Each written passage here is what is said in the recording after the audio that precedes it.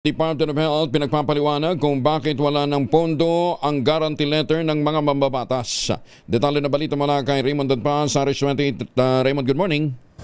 Pinagpapaliwanag ni Senador Erwin Tulfo ang Department of Health kaugnay ng hindi pagbibigay nito ng guarantee letter o GL sa mahirap na pasyente kahit sa pampublikong ospital para magpagamot.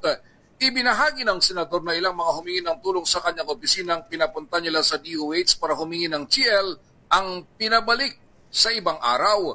Gaya ng isang pasyente na nais magpagamot sa Philippine Heart Center na sinabihan na bumalik na lang sa ibang araw. Ganon rin ang isa pang pasyente sa National Kidney Transplant Institute na sinabihan na hintay-hintay lang muna. Masaklap ito para sa senador dahil may sakit na nga, pinapahirapan pa.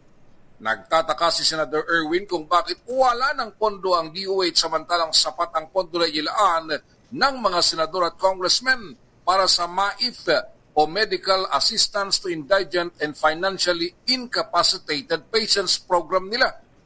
Ang tanong ay kung saan dinala ng DOH ang pondo.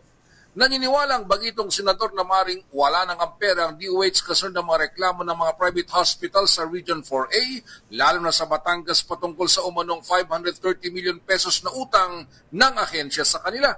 Kaya't hindi na sila tatanggap ng mga GL hanggat hindi sila nababayaran. Ang gusto ni Senador Erwin ay sagot mula sa DOH. Kung winaldas o nagkaroon ng mismanagement sa pondo ng MAIF o Medical Assistance to Indigent and Financially Incapacitated Patients. Ito si RH28, Raymond Dadpas para sa DZRH, una sa Pilipinas, una sa Pilipino. Maraming salamat, Raymond.